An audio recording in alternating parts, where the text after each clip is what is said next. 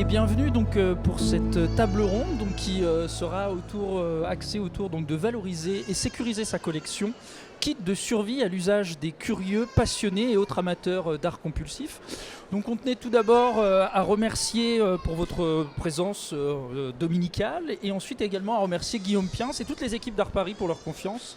Donc cet événement sera l'occasion de rappeler les bases d'une saine gestion d'une collection d'art privée, mais aussi d'évoquer donc les spécificités liées donc à la situation française puisqu'on est à Paris, au cœur du Grand Palais.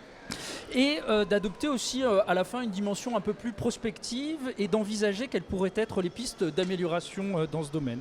Alors pour ce faire, nous devions être trois. Nous serons deux, donc, parce que malheureusement donc, Daphné de Marolles, qui est responsable de la souscription du département Art and Spaces and Private Clients d'AXA, est malheureusement aphone et donc elle ne pourra pas se joindre à nous. Mais voilà, nos deux intervenants présents de Chic et de Choc ne manqueront pas de suppléer à cette défection. Donc tout d'abord, je me permets donc de présenter donc, Laurent Isra, qui est responsable de management d'actifs à la Société Générale Private Banking. Oui, absolument. Merci beaucoup pour l'invitation. Responsable du management d'actifs de collection, puisqu'on va vraiment parler d'actifs de collection, d'œuvres d'art et d'actifs de collection aujourd'hui. Et à l'extrémité, Pierre Noual, qui est avocat en droit du patrimoine artistique et qui est l'auteur d'une thèse intitulée L'être et l'avoir de la collection, essai sur l'avenir juridique des corpus artistiques, qui a été soutenue en 2016 à l'université de Toulouse. Donc vous connaissez peut-être Pierre puisqu'il officie notamment dans le Journal des Arts, donc, qui est un des partenaires et que vous pouvez trouver dans les corners presse, puisqu'il y tient la chronique juridique. Et il a notamment publié plusieurs ouvrages, dont un dédié à la question des restitutions et un autre un livre qui est dédié au droit du patrimoine culturel et qui est paru donc en l'automne 2005. Donc le collectionneur est une figure centrale de l'histoire de l'art. Il est d'ailleurs le sujet de très très nombreuses études, comme celle notamment, on peut citer Antoine Schnapper, Patrick Michel, Christophe Pomian, Julie Verlaine sur les femmes collectionneuses et bien d'autres encore. À cet égard d'ailleurs, l'une des revues les plus prestigieuses de la discipline est d'ailleurs le Journal of the History Collection, qui est édité depuis 1983 par les presses universitaires d'Oxford. Donc le collectionnisme est un champ assez complet et actif de l'histoire de l'art, mais aussi du marché. Et c'est un phénomène qui a été étudié par de nombreux chercheurs, mais pas que des historiens de l'art, aussi de nombreux penseurs. Par exemple, Guy Buisson parle lui-même d'un homo collector pour désigner vraiment, c'est pour lui une des spécificités qui fait l'être humain. Et Charles Saatchi, que vous connaissez peut-être, grand publicitaire, grand collectionneur, parle lui d'artolique, donc mot formé d'alcoolique des œuvres d'art. Et donc ce dernier voit d'ailleurs donc le collectionneur comme une sorte d'addict par cette pratique. Donc cet angle que l'on retrouve souvent en fait dans les études et les analyses de la collection.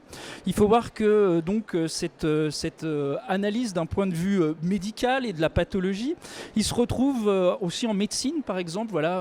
En 1921, Henri Codet publie un essai sur le collectionnisme, donc c'est sa thèse de doctorat de médecine, mais vous avez également en 1997 Olivier Saldini à l'université de Nancy, contribution à l'étude des collectionneurs et du collectionnisme.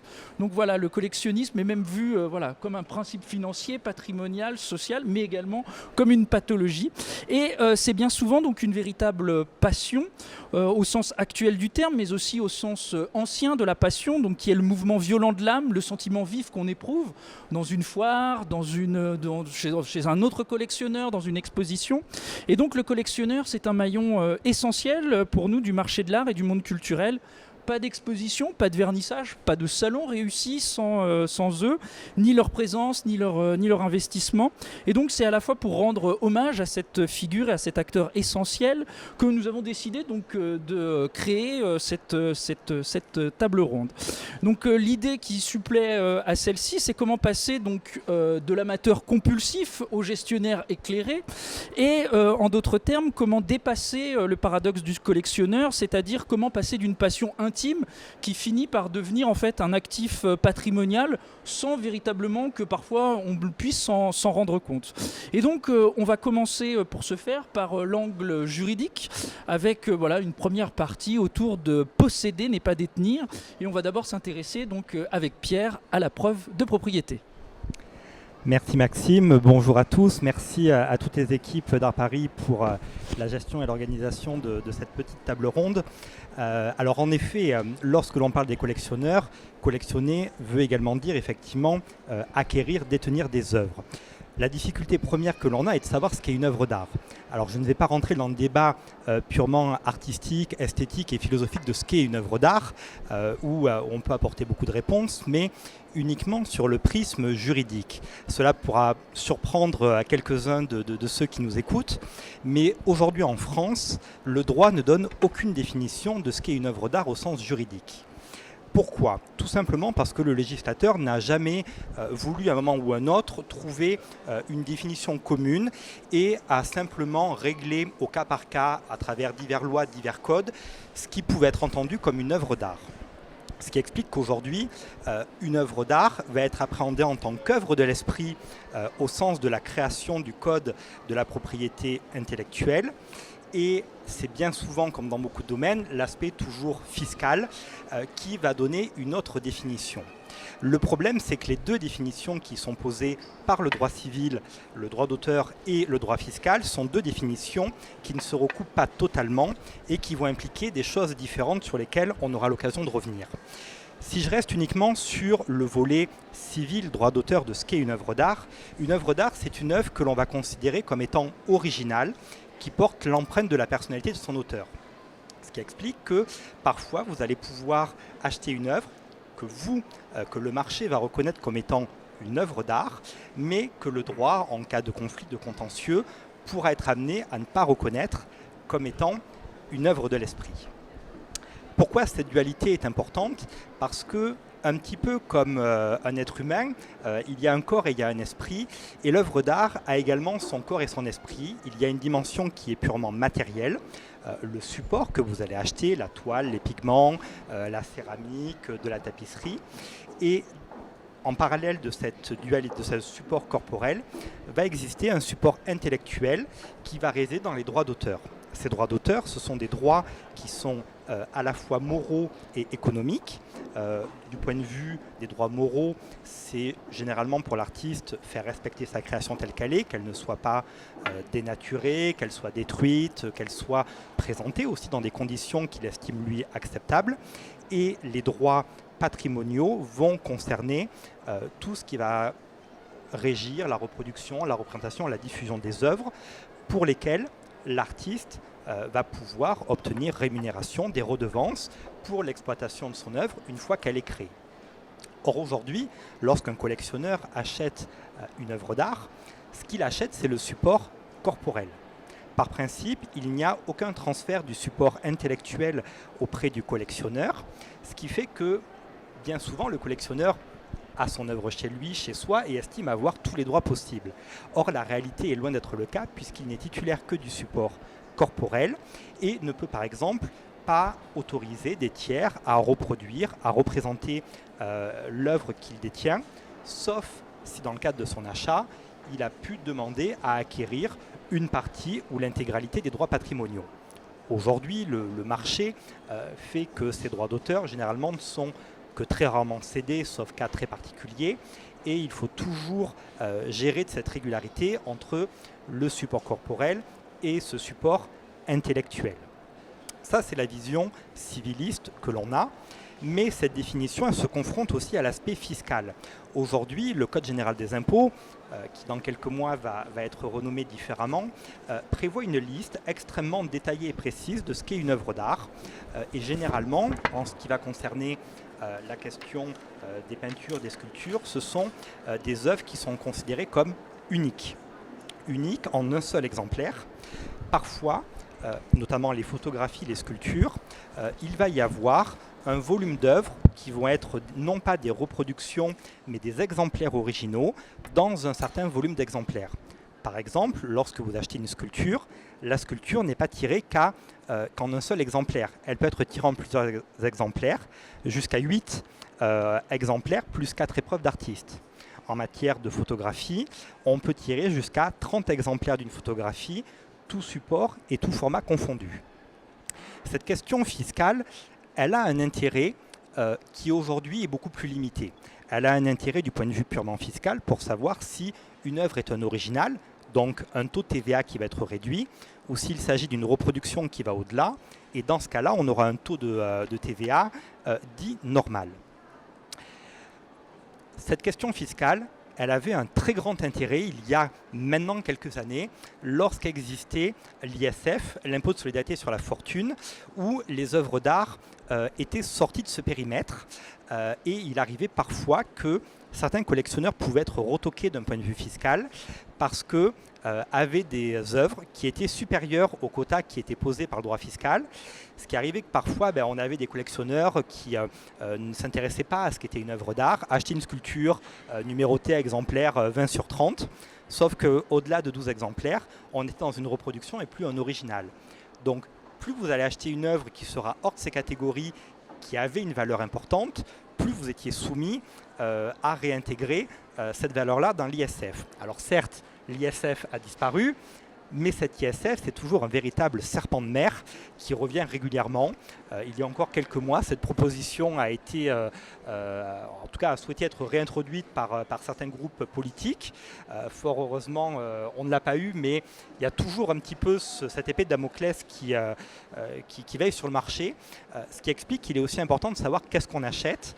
À la fois, est-ce qu'on a bien une œuvre de l'esprit, mais surtout, quelle va être sa classification fiscale. Parce que cela peut avoir des incidences, moins aujourd'hui, mais on n'est pas à l'abri. Peut-être que dans quelques années, malheureusement, un ISF ou un impôt équivalent puisse ressurgir et cette question-là pourra jouer.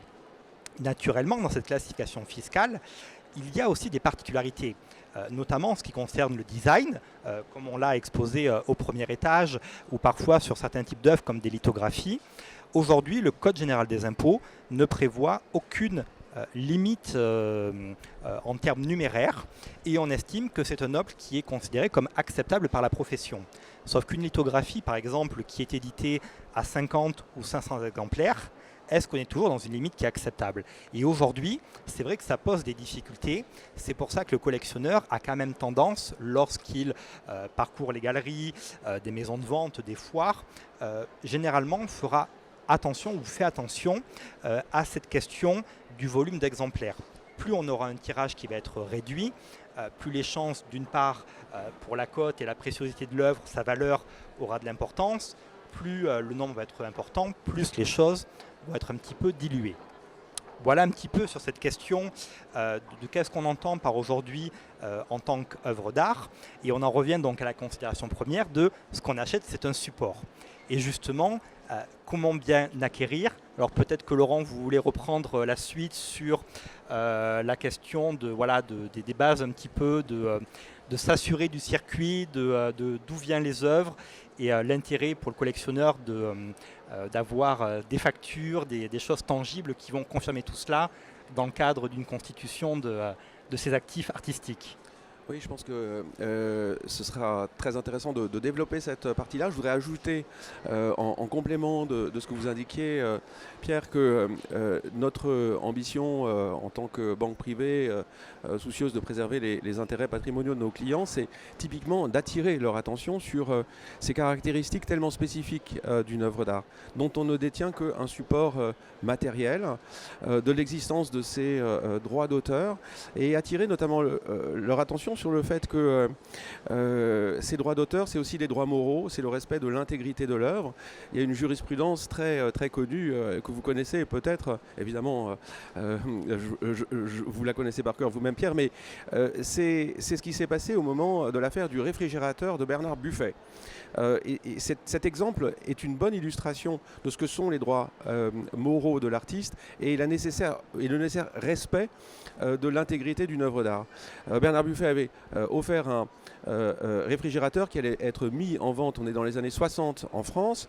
Ce réfrigérateur était décoré sur 3 pans, les 2 pans latéraux et le pan frontal.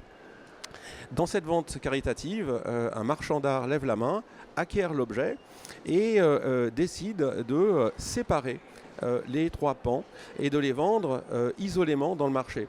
Bernard Buffet va avoir vent de cette intention. Une procédure judiciaire est engagée et le juge, ça se termine en cassation je crois, donne raison à Bernard Buffet. Il est hors de question pour le propriétaire de cette œuvre d'art de mettre en cause son intégrité, donc en l'espèce de la dépecer en 3 parties. Donc on porte véritablement une responsabilité en tant que propriétaire d'une œuvre d'art vis-à-vis de l'artiste, et ça c'est du vivant de l'artiste dans les 70 ans qui suivent son décès pour ce qui concerne les droits dits patrimoniaux, donc le droit de reproduction, le droit de représentation, donc d'exposer, mais il n'y a pas de limite à ma connaissance pour ce qui concerne les droits moraux, ils sont éternels.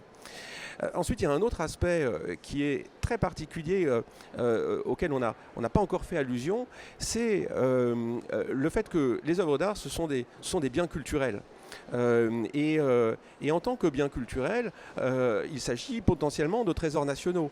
Et ce dont on n'a pas forcément conscience, et pour nous ça c'est très important parce qu'on a affaire à des clients qui parfois voyagent d'un pays à un autre, c'est que pour la sortie d'œuvres d'art de plus de 50 ans d'âge, selon certains critères de valeur qui varient en fonction du médium, donc pour les peintures par exemple ça va être plus de 300 000 €, mais à partir pour les œuvres sur papier, gouache et autres, je crois qu'on est à 30 ou 50 000, donc ça commence quand même relativement bas. Pour une exportation définitive, on a besoin d'un accord du ministère de la Culture.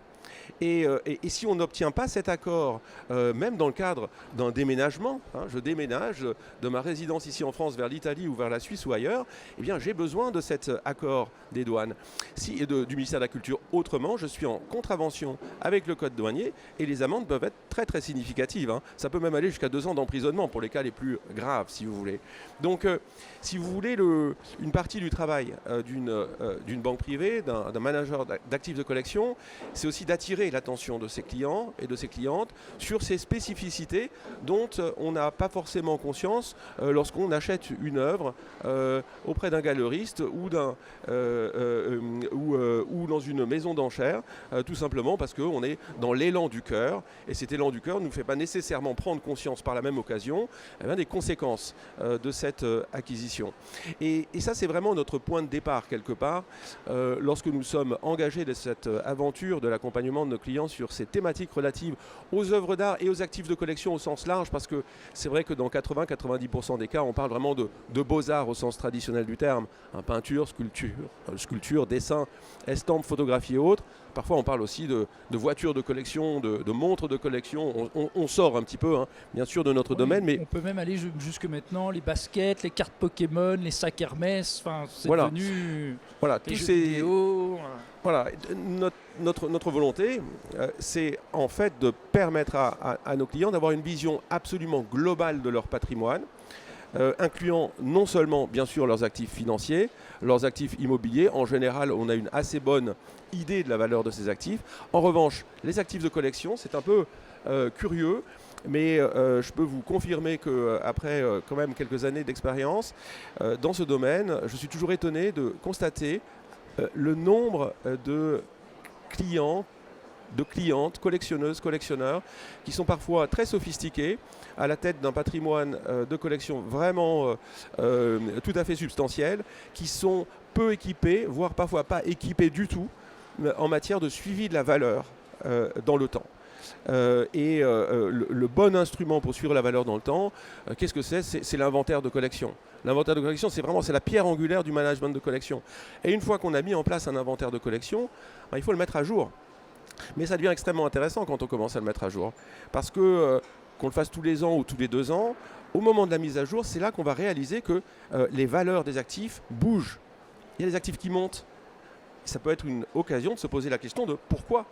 Est-ce que cette augmentation est durable ? Est-ce qu'on est sur un effet de bulle ? Est-ce que ça doit quelque part déclencher une décision dans la façon dont je vais appréhender cet actif ? Peut-être que c'est le moment de vendre, si mon intention est d'acheter d'autres œuvres d'art, peut-être. Et puis parfois vous avez des actifs dont la valeur baisse tendanciellement. Vous avez des segments entiers du marché dont la valeur baisse. Le mobilier d'époque, le beau mobilier 18e, qui s'achetait encore à prix d'or il y a 30 ans, a commencé à se retourner il y a une vingtaine d'années à peu près. Bon, ça pouvait être intéressant il y a 20 ans de commencer à constater cette évolution, de se poser dans la foulée la question de pourquoi. La raison est très simple, c'est une évolution démographique combinée à une évolution, à un changement des goûts. Et cette tendance-là n'avait aucune raison il y a 20 ans de s'inverser. Donc c'était quelque chose qui allait être durable. Et c'était peut-être intéressant, pertinent, il y a 20 ans, quand on avait commencé à constater cette évolution, peut-être de prendre des décisions. Vendre éventuellement certains actifs lorsqu'ils avaient perdu peut-être 10 ou 20% de leur valeur, avant qu'ils n'en perdent 80%, comme c'est le cas aujourd'hui pour, je fais bien sûr une exception pour les meilleurs et les plus exceptionnels actifs de mobilier ancien, mais d'une façon générale, cette approche, disons, active du patrimoine de collection est absolument essentielle. Et évidemment, un patrimoine de collection, c'est d'abord des œuvres d'art qu'on achète. Et la question de l'acquisition, elle est centrale. Le monde de l'art fonctionne très différemment et j'oserais même dire de façon parfois assez archaïque par rapport à d'autres segments de l'économie. On est dans un univers clairement moins transparent et si vous voulez, pour nous, au-delà de l'aspect strictement documentaire qui est essentiel et sur lequel je pense maintenant nous allons venir, l'enjeu fondamental lorsqu'on acquiert une œuvre d'art, c'est d'abord de sourcer, d'identifier des actifs de qualité et ensuite de payer un prix qui soit adéquat. Éviter de surpayer de façon considérable.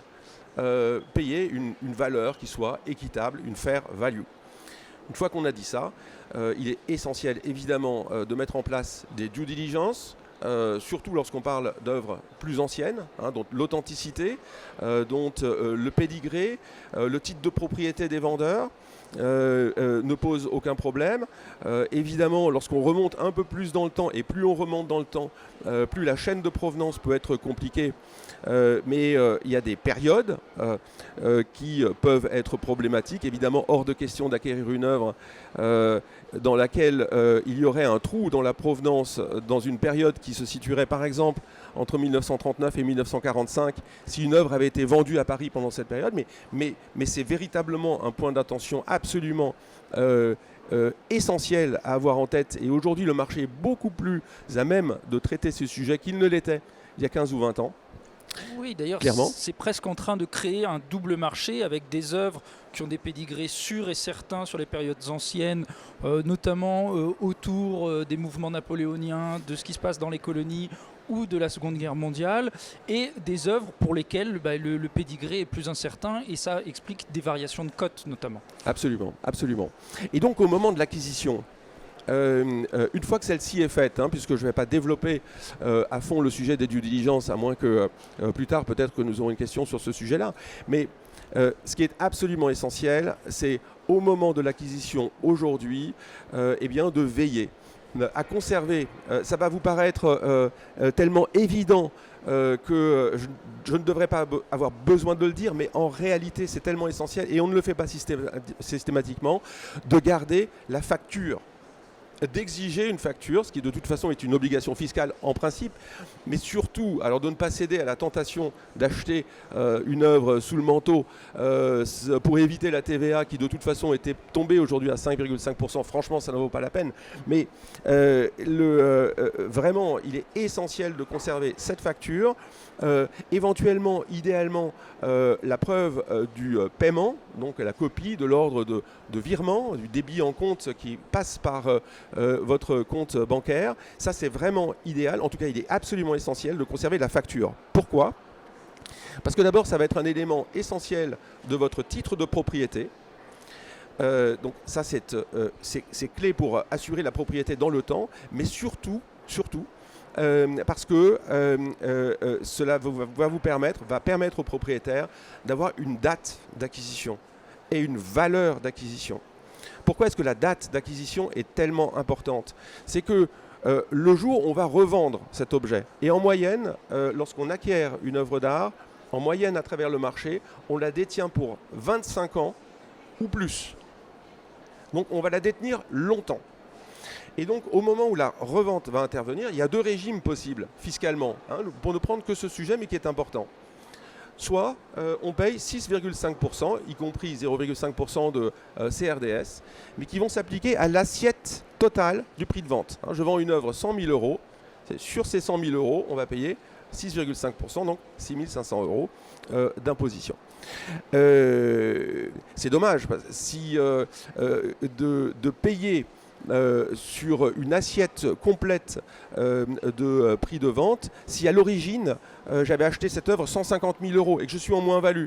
Eh bien, il n'empêche que si on applique le régime de base, qui est vraiment celui qui s'applique sauf option alternative, et je vais en venir maintenant à l'option alternative, l'assiette d'imposition, ce n'est pas la plus-value, mais c'est le prix de vente.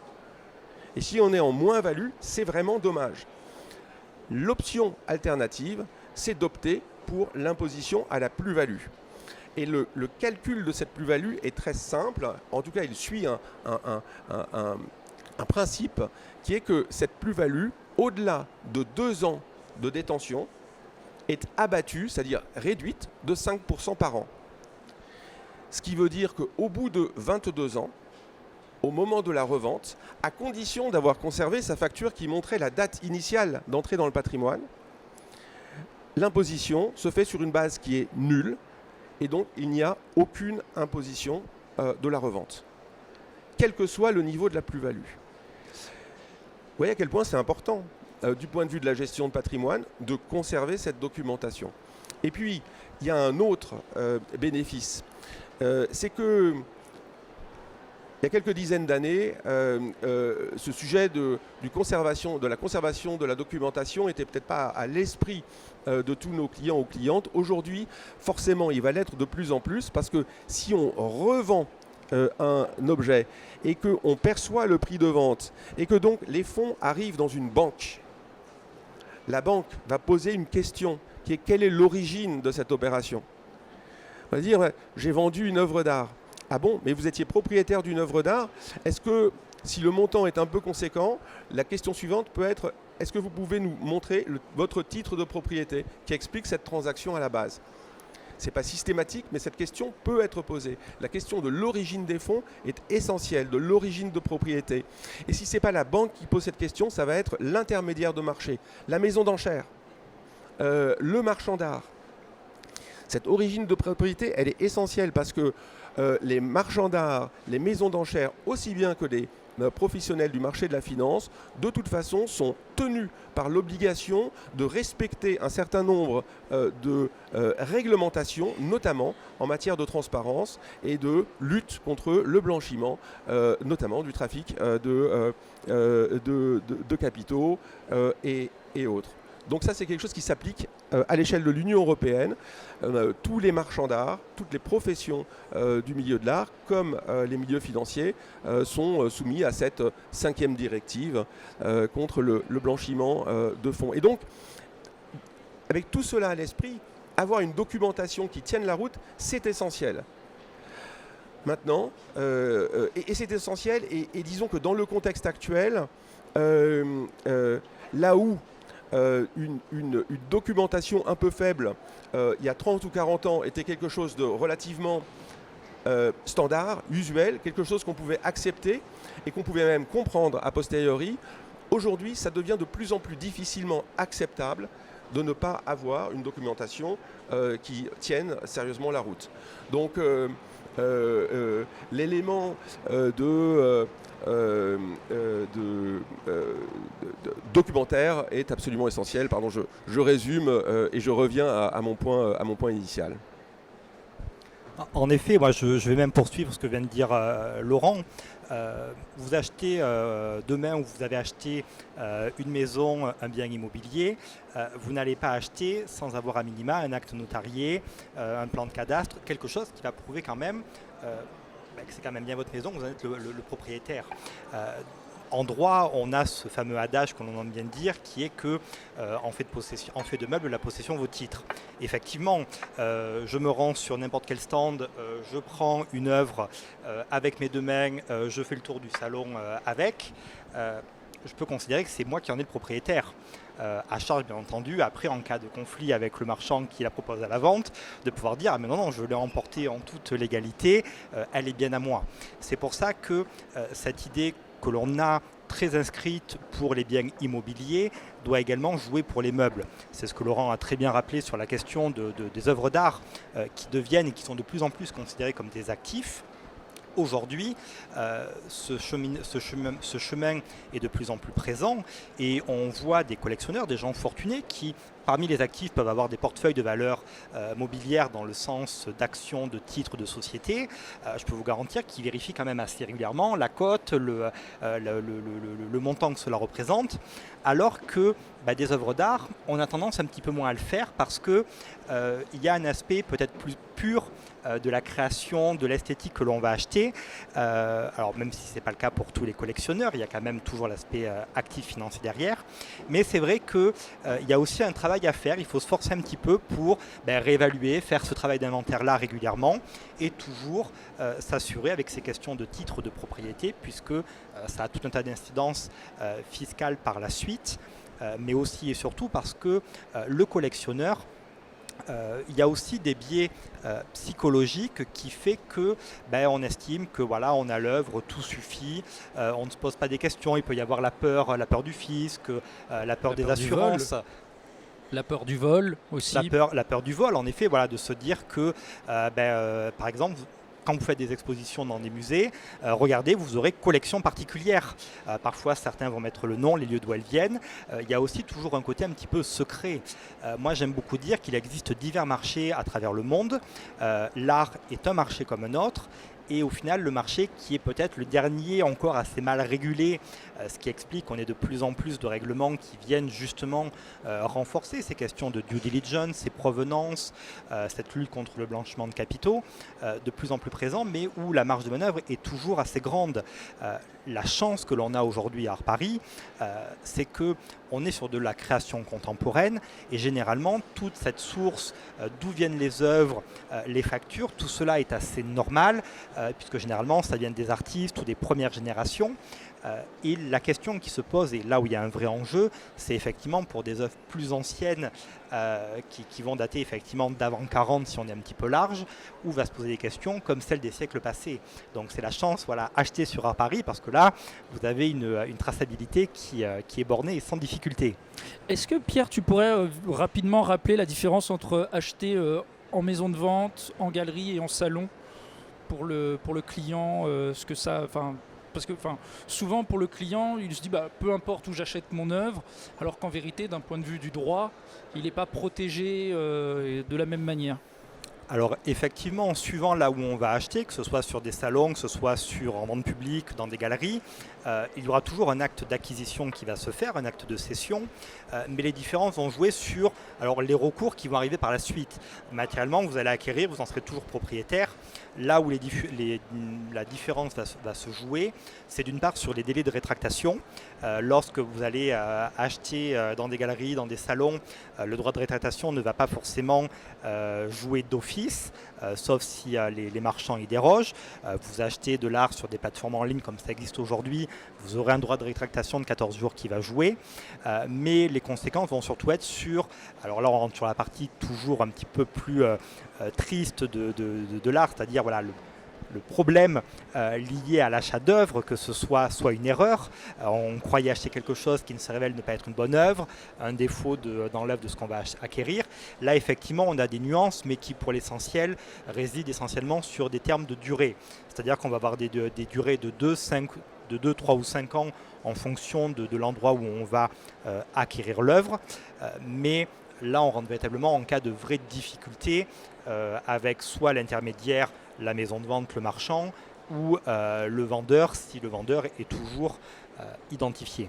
Vous parlez de délais en fait qui permettent d'annuler des délais pour faire des demandes effectivement en justice pour pouvoir annuler idéalement la vente quand on est vraiment sur le cas qui peut se présenter. Ce sont des délais effectivement de prescription ou à partir desquels au-delà on ne peut matériellement plus faire grand-chose.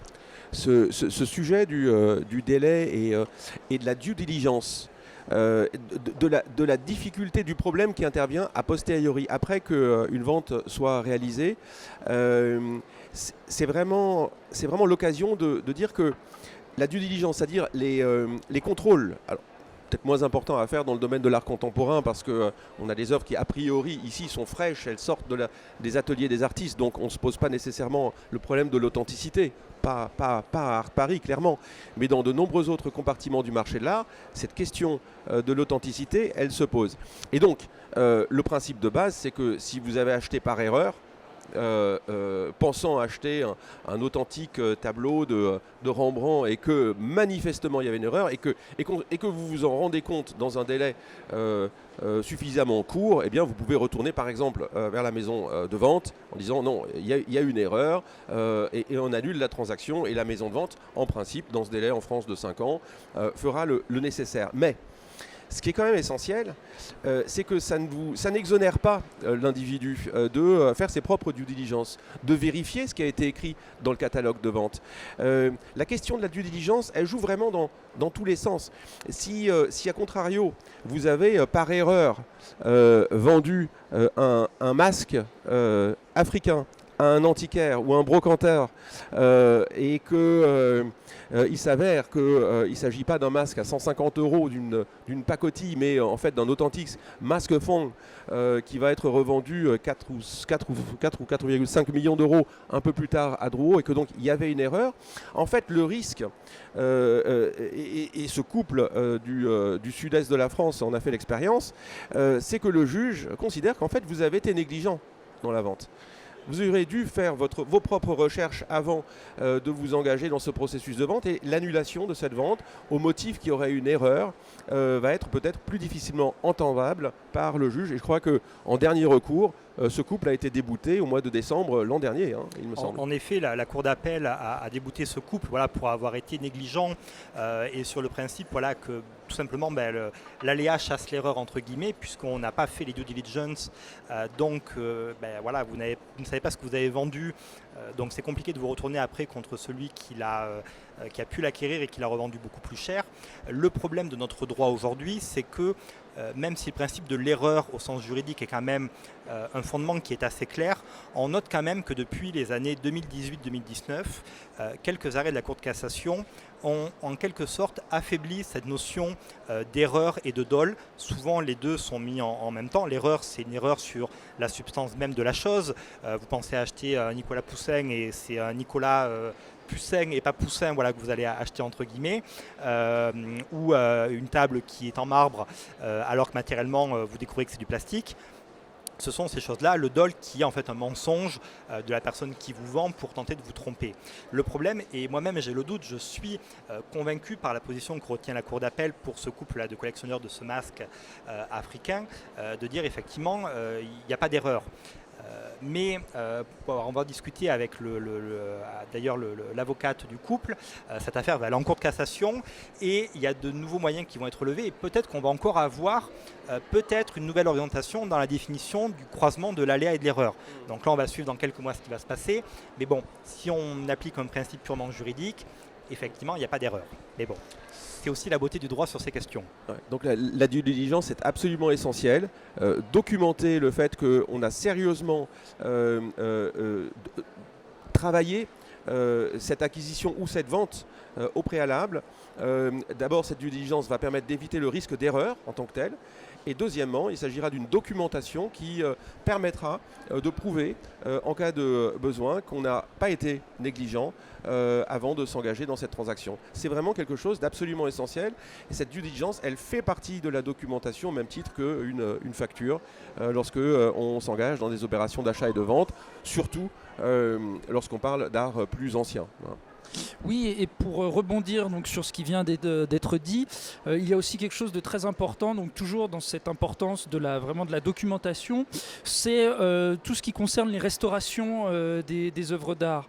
Là aussi, en fonction de quand vous êtes soit acheteur, soit vendeur, est-ce que l'œuvre elle a été restaurée, comment elle a été restaurée, par qui, et de la même manière, quand l'œuvre vous appartient, il faut que ça soit aussi documenté pour les personnes à qui vous allez laisser l'œuvre, mais aussi en cas d'une vente future par vous, par vos héritiers ou par une transmission. Donc aussi cette question de la matérialité des œuvres d'art, elle est essentielle, et de la documenter de cette matérialité d'autant plus. Donc c'est vraiment aussi quelque chose qui est là aussi extrêmement important, outre les factures. Je reprends un exemple juste sur ce que vient de dire Maxime. Souvent, les patrimoines artistiques se transmettent de génération en génération. Et aujourd'hui, l'une des grandes difficultés que l'on a sont souvent des œuvres qui sont en main privée au sein d'une même famille depuis plusieurs décennies, voire plusieurs siècles. Et bien souvent, on essaie parfois, dans le cadre d'une succession sur laquelle on reviendra, de disperser cet héritage parce que soit il y a des impôts à payer, soit on veut en profiter autrement. Et c'est à ce moment-là, parfois, qu'on se rend compte que ces œuvres que l'on a toujours connues, on ne sait pas d'où est-ce qu'elles viennent. On ne sait pas quand est-ce qu'elles ont intégré ces corpus familiaux, et c'est généralement à ce moment-là qu'on se rend compte qu'il y a une origine qui est douteuse, et notamment une origine douteuse au moment de la Révolution française. Parce qu'on est sorti du domaine de la couronne, le domaine royal, pour aller vers un domaine public au sens où on l'entend aujourd'hui, sauf que tout bien qui appartenait au domaine de la couronne était des biens inaliénables qu'on ne pouvait pas vendre et qui ne pouvaient pas se retrouver entre des mains privées. Et aujourd'hui, on a eu ces dernières années beaucoup d'affaires, beaucoup de contentieux où, à l'occasion de ventes, le ministère de la Culture a agi, a revendiqué des biens, notamment des biens religieux, des pleurants, des fragments de jubé, en estimant qu'ils avaient été soustraits durant cette période révolutionnaire pour des raisons malheureusement que l'on ne connaît pas, se sont retrouvés dans ces patrimoines privés, sauf qu'ils n'avaient rien à y faire. Donc en fait, les personnes qui, un petit peu naïvement, pensaient à avoir des choses qui valaient beaucoup d'argent, et qui valent beaucoup d'argent, en fait, leur passent sous les yeux parce qu'il n'y a jamais eu un intérêt pour retracer tout l'historique complet de manière claire et indéniable pour l'avenir. Merci pour cet éclairage. Je vous propose maintenant de passer donc sur le deuxième angle, qui est un angle plus sur l'assurance et qu'on avait intitulé donc mieux vaut prévenir que mal indemniser. Et peut-être tout d'abord avec Pierre commencer par parler donc de la valeur agréée versus la valeur déclarée. Alors en effet, un petit peu dans le prolongement de ce qu'on vient de dire, où le collectionneur parfois peut avoir peur de demander des factures, de s'assurer des bonnes due diligence. En matière d'assurance, c'est un petit peu les mêmes réflexes psychologiques que l'on retrouve. La peur du fisc. C'est vrai que pendant très longtemps, les assureurs avaient une obligation de déclarer tous les ans à partir d'un certain montant ce qui était détenu par des particuliers, ce qui a conduit dans les années 90 à beaucoup de collectionneurs à annuler les contrats d'assurance qu'ils pouvaient avoir. Une idée autre qui est toute bête, c'est que on a des contrats multirisques habitation qui sont amplement suffisants pour couvrir une collection. On va voir que la réalité est fort différente. Et aujourd'hui, dans le domaine de l'art contemporain, on pense que l'art contemporain ne s'assure pas, pour des raisons parfois psychologiques un petit peu étranges, et que seules des œuvres du passé qui acquièrent effectivement ce statut de bien culturel au sens le plus noble méritent une assurance. Or, ce n'est pas le cas. Le problème, c'est que, alors, déjà, qu'est-ce qu'une assurance ? Une assurance, c'est une convention, un contrat par lequel un assureur va s'engager auprès d'un souscripteur, l'assuré, le collectionneur, à assurer une prestation en cas de risque, moyennant le versement non pas d'une redevance, mais en tout cas d'une indemnité, d'une prime, merci, pour garantir le risque. Or, en matière d'art, comment évaluer ces œuvres d'art, ces actifs patrimoniaux ? Est-ce qu'on va retenir que c'est la valeur comptable, la valeur d'achat ? Aucune des deux n'a une bonne valeur. Aujourd'hui, la pratique des assureurs a permis de réaliser une dualité entre, d'une part, ce que l'on appelle la valeur déclarée et la valeur agréée. La valeur déclarée, c'est la valeur que va déclarer lui-même le collectionneur en indiquant le montant que lui estime être de l'œuvre. Donc en fait, dans ce genre de valeur déclarée, c'est un petit peu aux risques et périls du collectionneur, puisque si jamais un risque survient, ce sera à l'assuré au collectionneur de pouvoir rapporter la preuve que l'œuvre qu'il a déclarée à temps vaut effectivement tant, mais aussi le risque, tous les ans, de payer peut-être une prime qui pourrait être surélevée parce qu'il a voulu, par mesure de précaution, surestimer un petit peu la valeur de sa collection et de ses œuvres, et forcément la prime va être beaucoup plus élevée que ce qu'il aurait pu y avoir. C'est une solution sur la charge de l'assuré. La deuxième possibilité, c'est la valeur agréée. cette valeur agréée, agrément, entre l'assureur, l'assuré, où généralement la compagnie d'assurance, les experts qu'elle peut avoir, ils vont convenir tous ensemble de donner une valeur avec date certaine à un instant T. En cas de contentieux, en cas de sinistre, cette valeur-là, elle sera en quelque sorte quasiment incontestable puisqu'elle aura été agréée par tout le monde. Donc elle a l'avantage de la sécurité pour l'assurance, la compagnie d'assurance, mais également pour l'assuré. Ce sont ces deux modalités qui existent. Mais la question, c'est quoi faire, valeur agréée, valeur déclarée. Alors là, l'assureur, entre guillemets, donnera une autre vision. La vision que l'on a, nous, pour le droit, c'est qu'effectivement, tout va dépendre du contenu, du corpus que vous avez. Si vous êtes sur des œuvres que l'on va dire plus anciennes, 18e, 19e, la valeur effectivement, la agréée peut avoir un intérêt qui va être plus important, tandis qu'en matière d'art contemporain, une valeur déclarée peut être plus intéressante, notamment si au fil des années, la cote des artistes explose, ce qui permet un petit peu de réévaluer régulièrement. Généralement, c'est ce que l'on essaie de faire, mais après, chaque collectionneur, chaque collection est unique et répond à chaque fois à une réponse plus particulière. Ouais, je crois que ce qui est absolument essentiel, Pierre, c'est le fait d'actualiser de façon régulière les valeurs des actifs, qu'on soit en valeur déclarée ou en valeur agréée dans un contrat d'assurance, de manière à être en phase avec la valeur de marché. C'est vraiment essentiel parce que, sauf exception, et dans certains cas, donc ces exceptions, elles sont possibles du fait de l'agrément avec une compagnie d'assurance, mais en général, le principe quand même d'indemnisation par la compagnie d'assurance, c'est une indemnisation sur la base d'une valeur de marché. Et donc, c'est absolument essentiel dans des contextes de marché où les prix montent ou où les prix baissent, eh bien, de mettre à jour ces valeurs de contrats d'assurance. Aujourd'hui, on est dans un marché qui, depuis 3 ans, a été plutôt baissier. En termes de nombre de transactions, mais surtout de valeur moyenne de transactions à l'échelle globale, bien sûr avec des exceptions, artiste par artiste, compartiment par compartiment. Et donc, un des discours que nous tenons à nos clientes et clients, c'est mettons à jour votre inventaire de collection, votre inventaire financier de collection, de manière à ajuster, le cas échéant, la valeur assurée par votre compagnie d'assurance.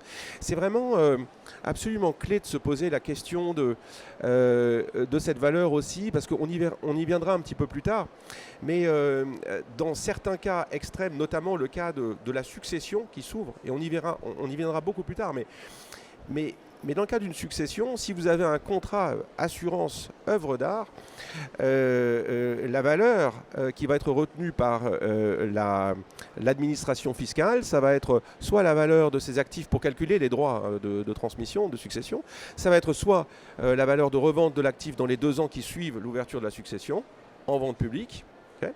Mais s'il n'y a pas de vente publique, ça va être la plus haute des 2 valeurs suivantes, la valeur d'un inventaire notarié ou de la valeur inscrite dans un contrat d'assurance spécifique œuvre d'art. Donc attention, ce que je veux dire par ici, c'est que si la valeur est excessivement élevée, il risque d'y avoir une discussion compliquée. On peut toujours faire la preuve, bien sûr, de sa bonne foi et de la vraie valeur de marché, etc. Mais si on part sur une valeur, si l'administration en particulier part sur une valeur qui n'a pas été modifiée parce qu'on n'a pas pris le soin d'ajuster les valeurs de ces contrats d'assurance dédiés œuvres d'art et que la succession s'ouvre et que l'information arrive à l'administration fiscale, le problème pour le contribuable, c'est que la charge pèse sur les épaules des héritiers et qu'il va falloir prouver que ce qui était écrit dans le contrat d'assurance n'était pas d'actualité. Vous voyez, c'est compliqué parce que on part d'une position qui est un peu inconfortable. Et ça, c'est une chose à avoir en tête. Et puis par ailleurs, par construction, il y a souvent un écart entre la valeur d'assurance et la valeur de revente de l'objet. Si je fais faire un inventaire de ma collection en valeur dite de réalisation, c'est-à-dire c'est comme si j'avais à vendre les objets, ça me donnera peut-être une estimation globale de ma collection à 100, 150. Ça, c'est vraiment ce que je recevrais en tant que vendeur si ma collection était vendue aux enchères. Mais si de l'autre côté, je devais acheter l'équivalent de cette collection estimée valeur de vente 100, 150 dans le marché, donc aux enchères ou chez les marchands, je paierais beaucoup plus parce qu'il faudrait que je paye les commissions du marché notamment. Et puis l'effet de rareté. Ce qui veut dire que ce qui est estimé 100, 150 en valeur de vente, en valeur dite de remplacement, donc en valeur d'assurance, sera peut-être estimé 200, 250, 300. J'attire votre attention sur le fait que si vous avez un contrat d'assurance spécifique, œuvre d'art, une succession s'ouvre, vous avez des objets qui sont évalués 300 alors qu'en valeur de revente, vous êtes potentiellement à 100, 150, est-ce que vous imaginez ce que potentiellement ça peut signifier au niveau du frottement fiscal? Si vous ne faites rien, si vous êtes mal conseillé, si vous payez des droits de succession plein pot sur quelque chose qui est estimé 300, alors qu'en valeur de revente, ça vaut 100, 150.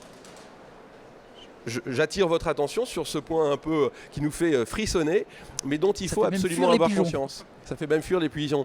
Mais non, c'est vraiment très important d'avoir ces éléments de compréhension et de contexte en tête, non pas bien sûr juste pour le plaisir de frissonner, mais non, tout simplement pour gérer sereinement ces positions en étant bien éclairé et en prenant garde de ne pas avoir des contrats d'assurance qui seraient basés sur des valeurs complètement inflatées par rapport au marché. Franchement, c'est vraiment un point, c'est du bon sens. C'est dommage que Daphné, aujourd'hui, Daphné de Marolles, donc de AXA, ne soit pas présente aujourd'hui parce qu'elle aurait pu développer, bien sûr, parce qu'il y a beaucoup de façons de mitiger ces risques et c'est vraiment le travail des assureurs aussi de faire cela. Mais c'est un point d'attention quand même important à avoir en tête. J'aimerais bien, si possible, ressortir du sujet pur de l'assurance. C'est possible. C'est possible. Alors, juste avant, et puis juste un point qui résume de manière différente. C'est-à-dire que si vous êtes collectionneur, que vous avez du patrimoine et que vous avez des enfants, pensez à eux. On est tout simplement dans le cadre d'une logique de transmission à des générations futures. Pourquoi ? Parce que si vous ne vous occupez pas de la collection que vous avez, eh bien généralement, ce sont vos héritiers qui vont devoir, en tout cas qui vont, si vous me permettez l'expression, récupérer le bébé à votre décès et vont se retrouver à gérer tout un tas de difficultés qui vont être importantes. Et parfois, et c'est là où on va rediriger, c'est aussi quelle est la volonté que vous avez pour votre collection dans la durée une fois que vous n'êtes plus là. Et avec si vous avez collectionné pour vous, et avec une perte justement de documentation et d'information, puisque généralement, souvent les enfants ne savent pas quelle est l'œuvre, où elle a été achetée, quand, à quel prix. Donc là aussi, on reboucle avec le début et avec l'importance de la documentation, sans même parler du marché de l'art, de la fiscalité, même ne serait-ce que pour vos proches en fait. Bien entendu, c'est juste penser aux enfants, aux héritiers, avec ou sans patrimoine artistique. Les Français sont quand même de plus en plus nombreux à mieux anticiper leur succession. Il vaut mieux avoir une succession qui est maîtrisée, même si cela veut dire se confronter à sa propre mort et à ce qui peut arriver, que de se retrouver face à une succession qui est inopinée et qui est généralement dramatique pour beaucoup de familles et encore plus lorsqu'on a du patrimoine artistique. Un exemple qui illustre à la fois ce que vous venez d'indiquer, sans qu'on parle encore de comment transmettre de façon, disons, intelligente aujourd'hui des actifs de collection à la génération suivante. Avant cela, pour revenir un instant à la question de l'inventaire et du travail qu'on va faire autour de ces actifs qui forment notre patrimoine. Le simple fait de déclencher un inventaire de collection va faire qu'on va faire un point sur la documentation et notamment sur les documents qui permettent d'attester de l'authenticité d'œuvres. C'est au moment de l'inventaire de collection qu'on va constater qu'en fait il y a peut-être des trous dans la documentation. Qu'une œuvre qu'on pensait être d'un certain artiste ne l'est peut-être pas. Et qu'il va falloir consulter la personne qui fait autorité sur l'œuvre de cet artiste pour vraiment obtenir de façon définitive cette confirmation. Et c'est essentiel de faire ce travail et c'est essentiel aussi de ne pas attendre. Et surtout de ne pas laisser les enfants gérer un sujet qui pour le coup devient encore plus compliqué parce qu'en général les enfants ne disposent pas du même niveau d'information que les parents. Et je vais illustrer ça par un cas que nous avons suivi il y a quelques années, il y a 3 ou 4 ans, extrêmement intéressant. C'est le cas d'une personne qui est propriétaire dans sa famille depuis 1800, donc depuis plus de 200 ans, d'un tableau d'un artiste hollandais qui s'appelle De Koekoek. De Koekoek, c'est pas Rembrandt, c'est pas Rubens, mais c'est quand même un bon maître hollandais. Un maître secondaire, mais un bon maître hollandais. Il y a 20 ans, ça valait 100 000 euros, ce tableau. Alors il est très connu, notamment pour ses scènes de neige, etc. C'est très joli, c'est très très bien fait. C'est pré-romantique, si vous voulez. Mais dans le marché actuel, ça vaut plutôt 50 000, parce que c'est un marché qui baisse, tendanciellement. 50 000 à condition d'être authentique. Un authentique de Koekoek. Le même tableau non authentifié vaut quelques centaines d'euros, 500 euros peut-être, 1000 grand maximum. Donc la question de l'authenticité est absolument essentielle. Et là, en l'espèce, qu'est-ce qui se passe? C'est que le tableau, il est dans la famille depuis plus de 200 ans. On n'a pas conservé de documentation. L'intention de notre collectionneur ou de notre propriétaire de ce tableau, c'est de vendre le tableau et probablement de donner le produit de la vente à une association caritative. Super. Le problème, c'est qu'on n'a pas de documentation. C'est pas signé un tableau de De Koekoek parce que l'artiste ne signait pas. Donc tout fait que l'apparence de ce tableau fait que les experts pensent que c'est un De Koekoek. Mais maintenant, on va avoir besoin de confirmer cette authenticité. Et on va commencer par missionner un cabinet de conseil indépendant en art, dont le travail va d'abord être de trouver l'expert. Et pendant 1 an et demi, ce cabinet de professionnels international ne va pas trouver le bon expert. On va changer notre fusil d'épaule. On va demander à Christie's de nous aider. Et en l'espèce, on choisit Christie's parce qu'ils ont un très bon département de maîtres anciens hollandais à Amsterdam. Et eux, très rapidement, identifient le bon expert. C'est un monsieur, il est en Allemagne, c'est le spécialiste mondial de De Koekoek. Il a 85 ans. Sur la photo, l'expert dit, a priori, pas de problème, il faut simplement que je voie l'œuvre et je vous donnerai la confirmation de l'authenticité. On enclenche le processus, et puis il se passe quelque chose dont vous vous souvenez peut-être, dont moi je me souviens bien, c'est le Covid. Lockdown en Europe, silence radio, plus aucune nouvelle de l'expert. Alors évidemment, on est inquiet pour cet expert, parce que nous sommes humains et qu'il y a cette sympathie qui fait qu'on espère qu'il est encore en bonne santé, mais nous sommes aussi un peu embêtés pour notre client. Parce qu'on se dit que si jamais cet expert n'était plus en mesure d'authentifier de façon définitive ce tableau, la possibilité d'avoir une authentification sera complètement annulée. C'est un marché tellement minime, le marché de Koekoek, qu'il n'y a plus d'experts qui sont là pour prendre la relève.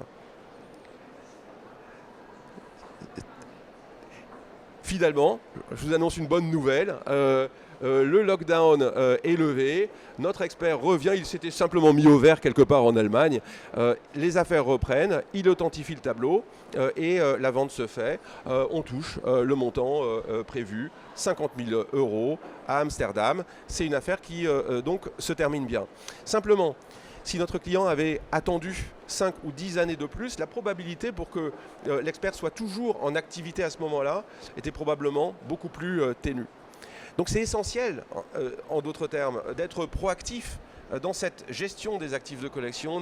On a des clients qui détiennent des œuvres achetées d'artistes d'après-guerre, des œuvres achetées dans les années 80, valeur de 10 000 $ à l'époque au moment de l'achat, valeur de marché aujourd'hui 2-3 millions, mais qui n'ont jamais été montrés dans le marché, qui sont restés dans une collection privée, n'avaient pas été documentés à l'époque au moment de l'acquisition. Il n'y a pas de facture. Nous, on a la conviction, on a la certitude que l'acquisition a bien été réalisée à l'époque par notre client. Il n'y a aucun doute quant à la probité de notre contrepartie. Mais le problème, c'est qu'il n'y a pas de facture. Et que faire dans ce cas-là? Que faire? Et ici, la suggestion qui a été faite, c'est que cette œuvre que j'ai en tête et qui avait été évaluée donc 2-3 millions d'euros au moment où la conversation commence et qui avait été conservée dans la collection privée de notre client pendant des années, depuis le milieu des années 80, qui n'avait jamais été montrée dans un musée. Notre suggestion, c'est que cette œuvre voyage.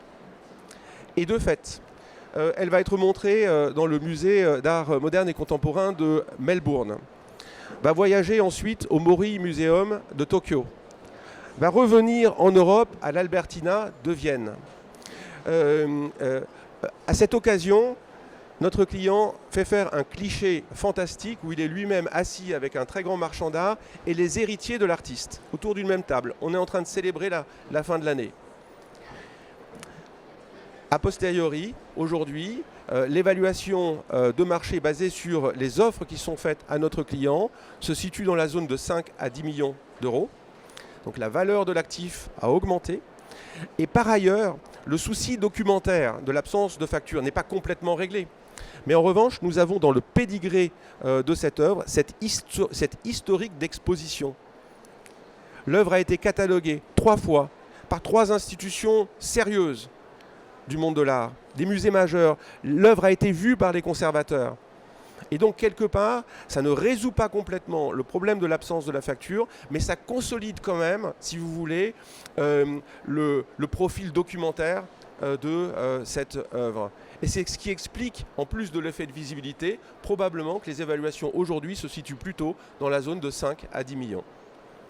Donc c'était une façon aussi de revenir un peu en arrière, hein, pardon pour ce petit détour, mais ça me paraissait important de dire que consolider et préserver, maintenir la valeur d'une collection, c'est bien sûr les solutions d'assurance, mais ça peut être aussi d'autres initiatives. Et la documentation est au cœur, et les recherches sont au cœur de ce travail.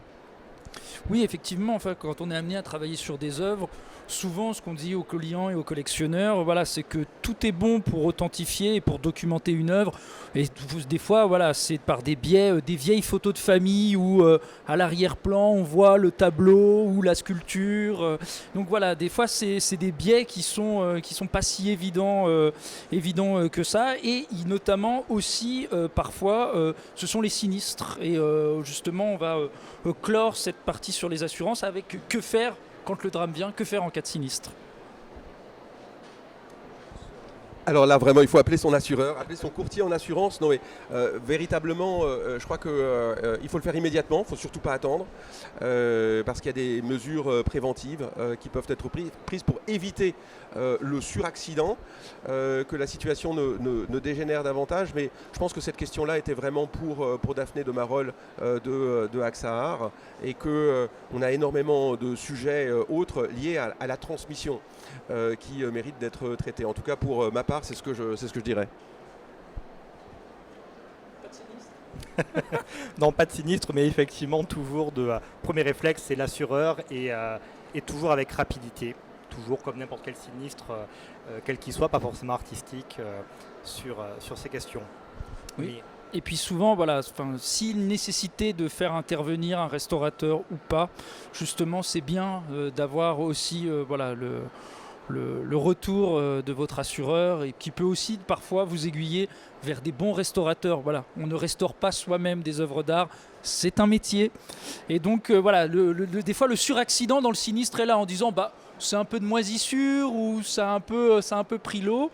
Et voilà, et vraiment, voilà, c'est une autre des règles d'or. Voilà, ne touchez pas aux œuvres, même si elles sont sales, même si elles sont abîmées.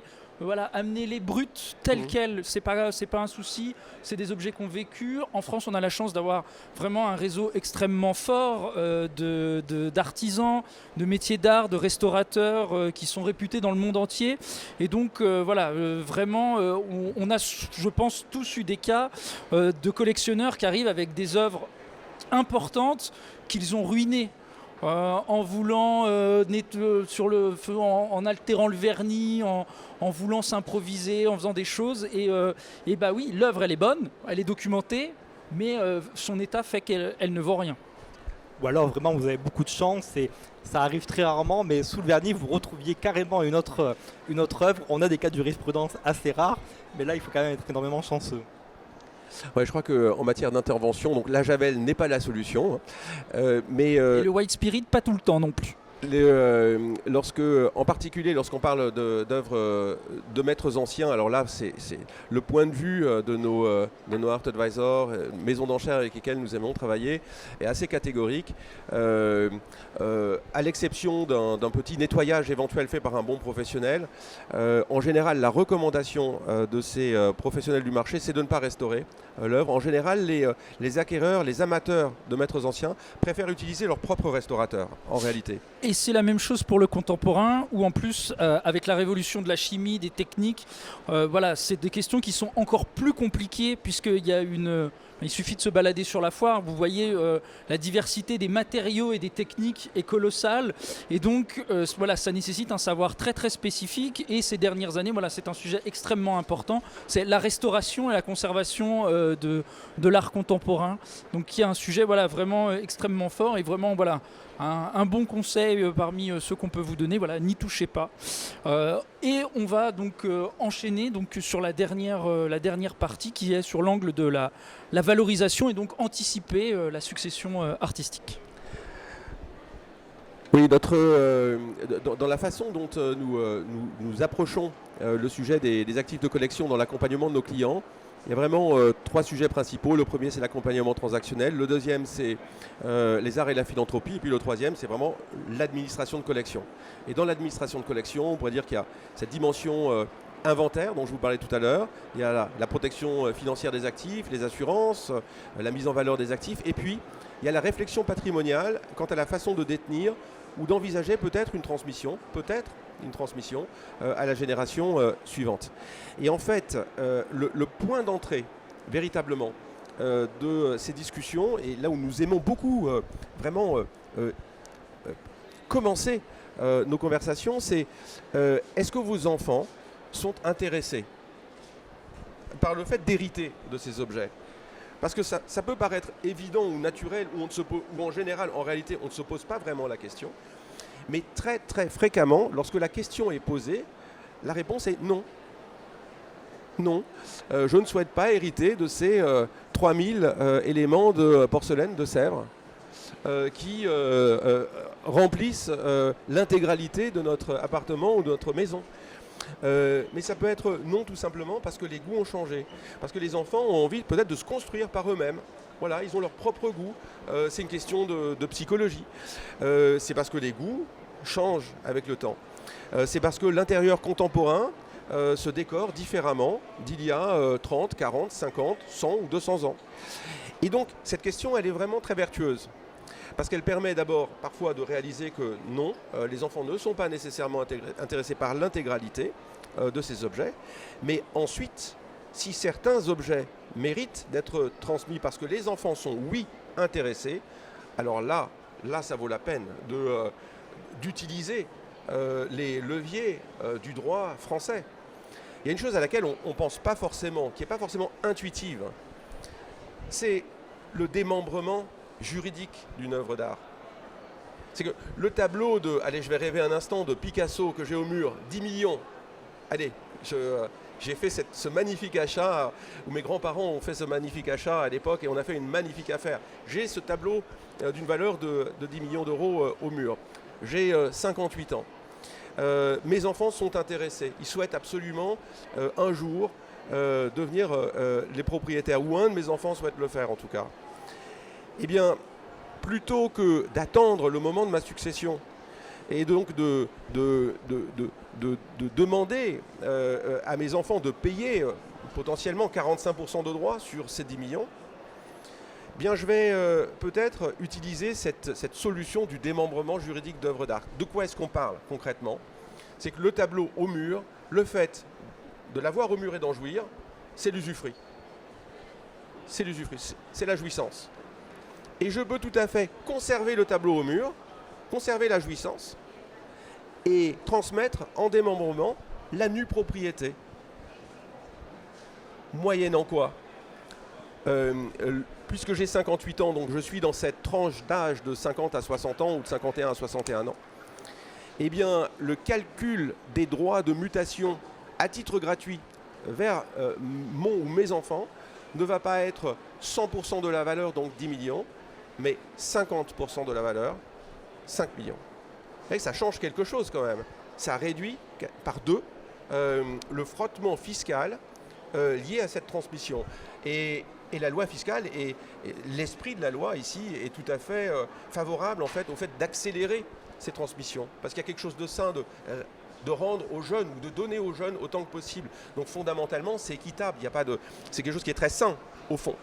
Maintenant, quand on combine le démembrement juridique au choix du bon timing de marché, alors là, on fait quelque chose de vraiment intéressant. Comme je vous le disais tout à l'heure, les prix en termes dans le marché de l'art, globalement, sont à la baisse. Ça fait 3 ans que les prix baissent. Ce qui veut dire concrètement que les évaluations que nous allons demander aux experts avec lesquels nous travaillons dans le contexte, par exemple, d'un projet de transmission, sont beaucoup plus basses qu'elles ne l'étaient il y a 3 ou 4 ans, ou 5 ans, ou 6 ans. Et donc c'est le bon moment, en d'autres termes, pour transmettre. C'est beaucoup plus intéressant aujourd'hui de transmettre et d'anticiper que ça ne l'était il y a 5 ans. Donc c'est un bon timing. Si vous voulez, aujourd'hui, globalement, vis-à-vis de nos clients, là où il y a 4 ou 5 ans, le discours que nous avions, c'était systématiquement « mettez à jour vos inventaires », parce qu'il y a toujours un intérêt, mettez à jour vos valeurs d'assurance. Côté transactionnel, on était plutôt à la vente, parce que les prix étaient hauts. Aujourd'hui, notre discours, c'est on continue de mettre à jour les inventaires, on met à jour les valeurs d'assurance, on achète.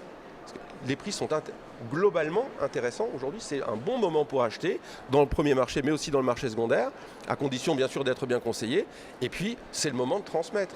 Si on a la possibilité de le faire et si on veut s'organiser, et si on a le souhait bien sûr, hein, parce que c'est juste une possibilité que je suis en train de pointer ici.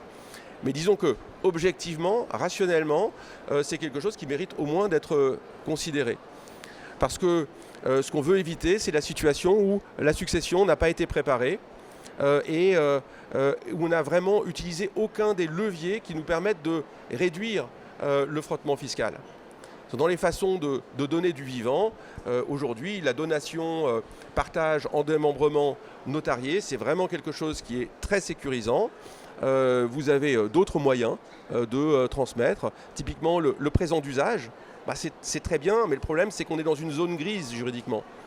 Le présent d'usage, hein, c'est le cadeau que vous faites à l'occasion d'un anniversaire, d'une fête religieuse, d'un événement social, si vous voulez, à condition que la valeur du don reste modique.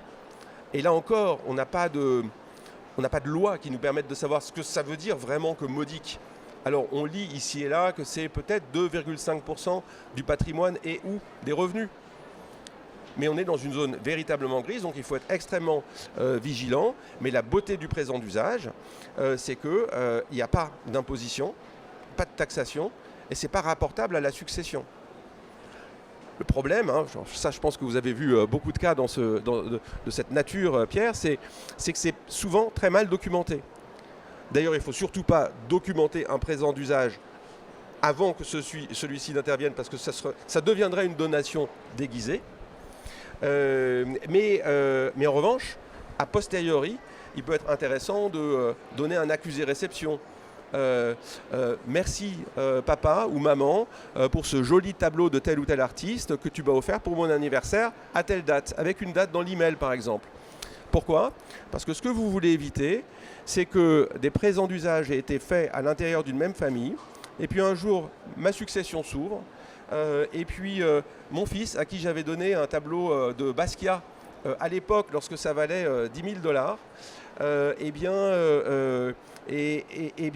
se voit challengé, non pas par sa sœur, mais par l'époux de sa sœur, avec qui je ne m'entends pas du tout, plus du tout, c'est pas vrai, mais c'est juste illustratif, et que celui-ci dise, mais attends, beau papa, ce tableau de Basquiat, ce tableau de Basquiat qui avait été donné par beau papa à mon beau-frère, à l'époque il n'avait pas été donné, il avait été prêté.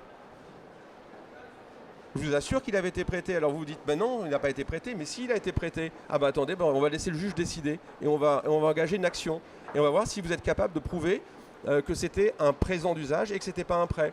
Parce que si vous réussissez à pas le prouver, il y aura un risque que votre position soit remise en cause fondamentalement et que je sois indemnisé.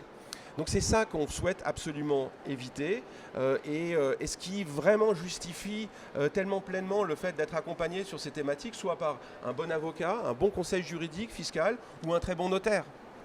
Qui a vraiment l'expérience pour revenir à la question de la donation en démembrement de la nue propriété, voilà, créer un contrat qui soit solide dans lequel on anticipe aussi des cas d'espèces, des cas de figure qu'on souhaite vouloir prévoir à l'avance avant qu'on se lance dans cet acte généreux qui est une donation.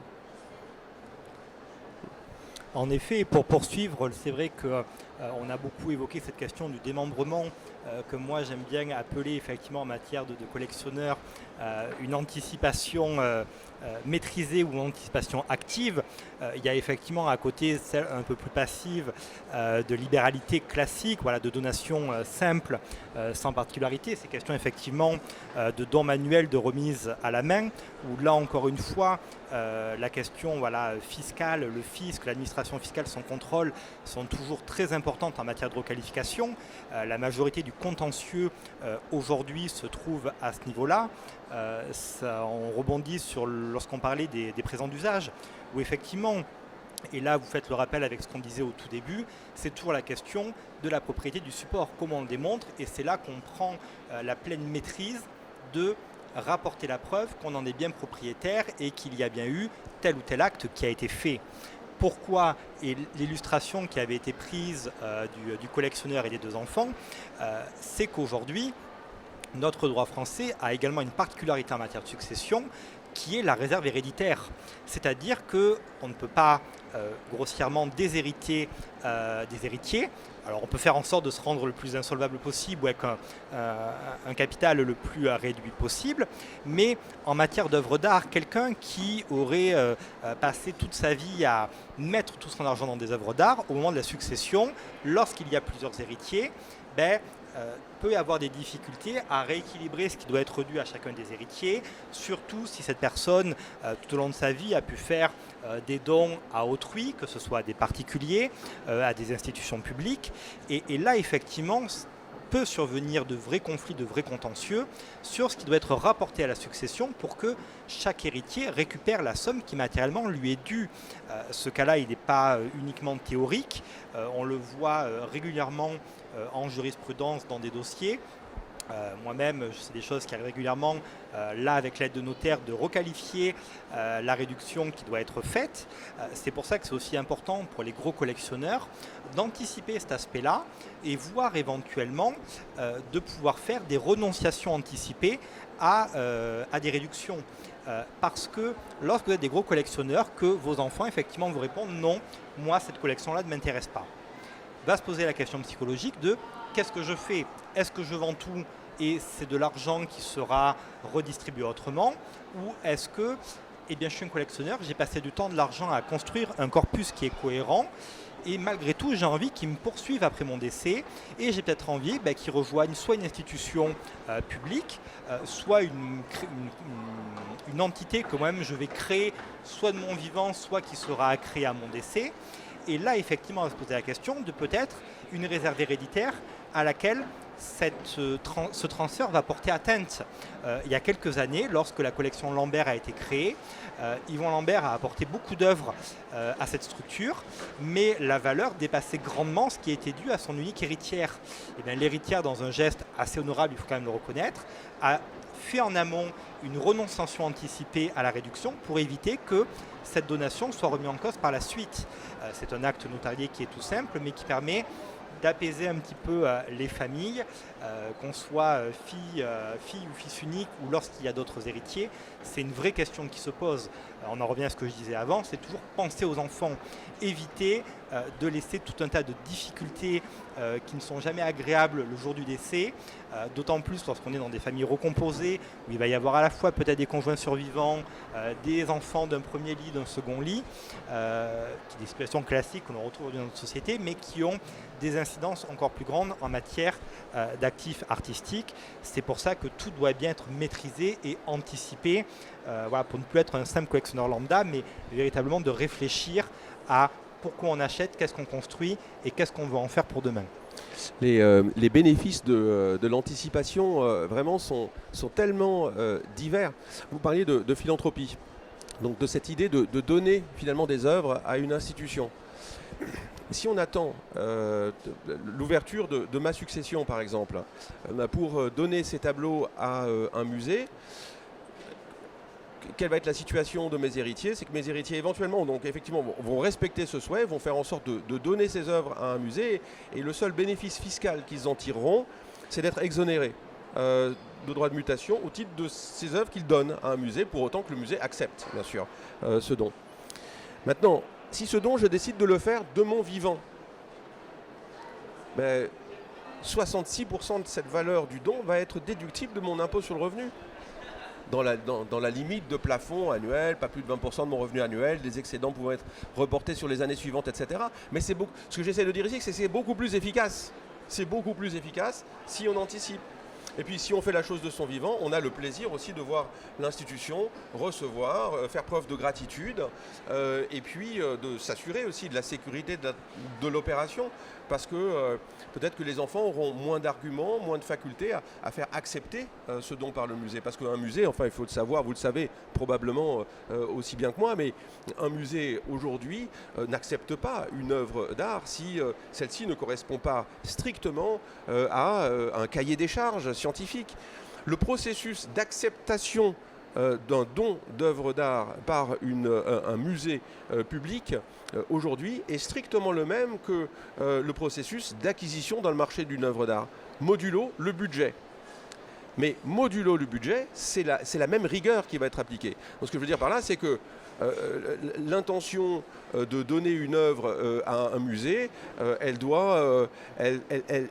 doit pas simplement être passée aux enfants en restant dans une zone de flou. Il faut vraiment se donner un maximum de moyens pour vraiment s'assurer que le don va être accepté tout simplement. Et autant le faire du vivant, parce qu'on a ce bénéfice fiscal que je mentionnais à l'instant. Et je rebondis même pour poursuivre. Effectivement, un collectionneur peut se dire eh bien, le jour où je ne serai plus là, les héritiers, mes enfants, auront à trancher, à régler les droits de succession. Après tout, j'ai une collection qui est très importante. Ils n'auront qu'à faire une dation en paiement. Ça permettra d'éponger la dette fiscale. Le paiement en dation, c'est-à-dire qu'au lieu de payer en numéraire ce qui est dû au terme des droits de succession, on peut proposer à l'État des œuvres d'art qui vont absorber ce montant en numéraire, c'est-à-dire qu'au lieu de payer des impôts, vous allez donner une œuvre qui va éteindre votre dette fiscale, vos droits de mutation. Et là encore, c'est pas en se disant mais j'ai une collection qui va être magnifique, elle va être automatiquement acceptée en dation. Loin de là. Là aussi, comme pour l'acceptation d'une donation, il y a tout un cheminement qui est très très long. Il y a une commission nationale qui estime, qui juge de la qualité de ce qui est proposé. Donc ça ne veut pas forcément dire que vous allez pouvoir payer avec vos œuvres, mais surtout le montant, la valeur que vous allez donner à cette proposition de dation, c'est vous qui la faites. Ce n'est pas un accord qui est fait entre l'État, Bercy, entre guillemets, l'administration fiscale, et les héritiers. Alors, des choses après peuvent se faire en cours de route, mais théoriquement, si vous y allez en disant j'ai 10 œuvres mais j'en propose qu'une et je vais la multiplier par 3 en termes de la donation, et bien au final, de la dation, il y a peu de chances que ça passe. Donc c'est effectivement de se dire qu'il y a ce mécanisme-là qui peut exister, mais mieux vaut réfléchir effectivement à ces questions de donation à des institutions et à ces démembrements ou cette succession maîtrisée en amont au décès.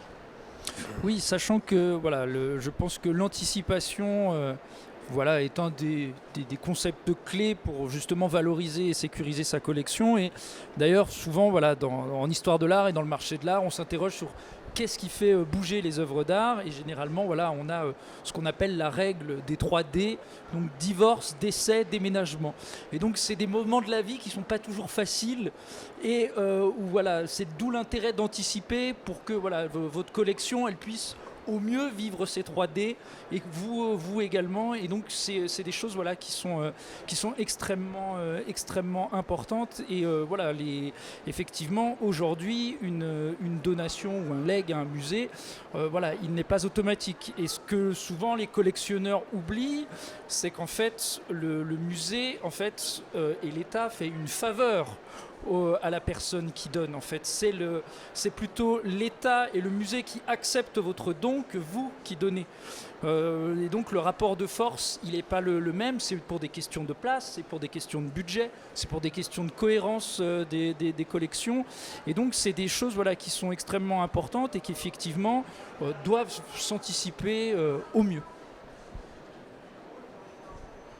Dernière petite remarque. Et bien sur ce, voilà, je pense qu'on a fait à peu près le tour de ce qu'on avait à vous dire. Il reste 5 minutes pour des questions. Donc si vous avez voilà, des questions, des remarques, n'hésitez pas.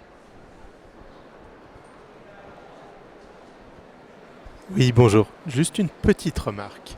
Quand vous parliez d'annulation tout à l'heure sur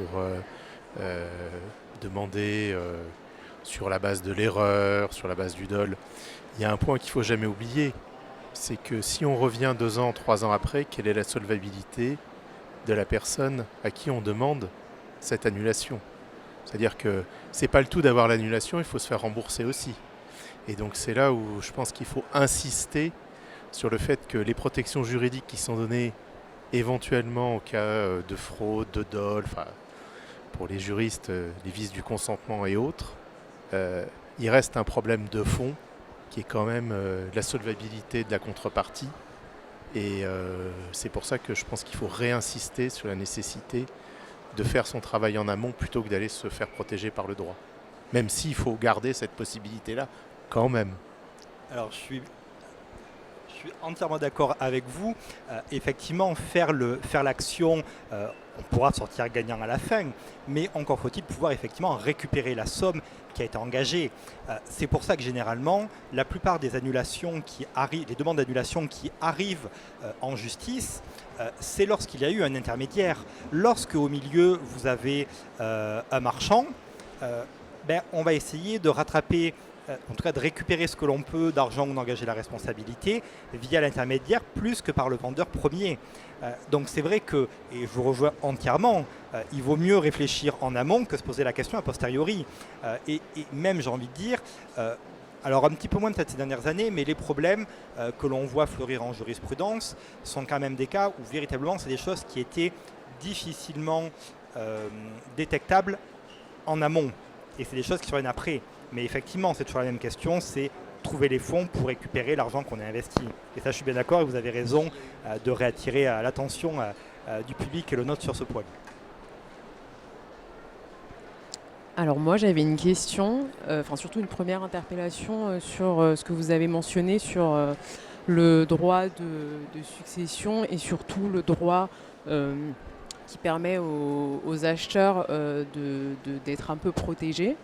Ce qui m'a un peu interpellée, c'est un peu le fait qu'on considère plus responsable le vendeur à qui on lui demande de faire ses propres due diligence, là où on pardonne un peu plus à l'acheteur de pas avoir suffisamment fait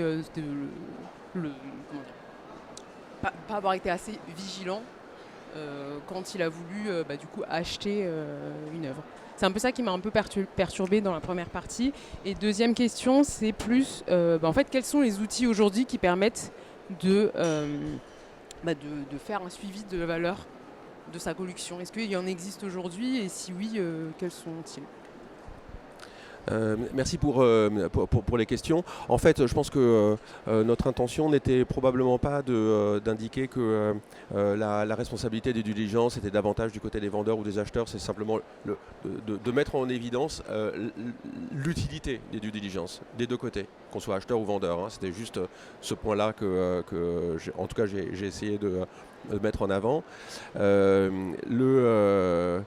inventaires de collection, c'est vraiment une mission qu'on peut confier à des professionnels du marché qui peuvent être des maisons d'enchères et qui vont faire ce travail moyennant une commission ou pas, selon la relation commerciale qu'on va avoir avec cette maison d'enchères ou ce commissaire-priseur. Hein, c'est le métier le commissaire-priseur, par définition, définit des prix. Et donc donne ses estimations. Donc la question, c'est tout simplement de savoir quel va être le coût de ce service. Ça peut être des sociétés de conseil en art spécialisées dans la constitution de ces inventaires. Et ensuite, une fois que l'inventaire est constitué, c'est la mise à jour des valeurs. Alors évidemment, on peut essayer de faire ça soi-même, en prenant un abonnement chez ArtPrice et par triangulation, tenter de définir soi-même la façon dont la valeur aurait évolué dans le temps. Bon, franchement, c'est un exercice un peu compliqué parce que la vie du professionnel est quand même absolument déterminant. Le professionnel est vraiment dans le marché, il est capable d'interpréter des résultats de prix de vente, parfois de les prendre un peu avec une pincée de sel, comme diraient les Anglais.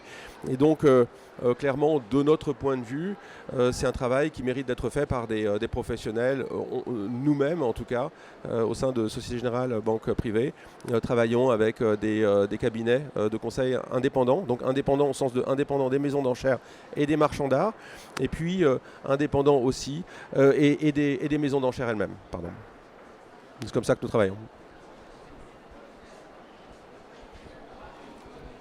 Oui, bonjour monsieur. C'est une question qui s'adresse à monsieur Issora. Je souhaiterais savoir quels sont les leviers de négociation à l'achat qui permettent d'optimiser une valorisation et potentiellement plus tard une revente.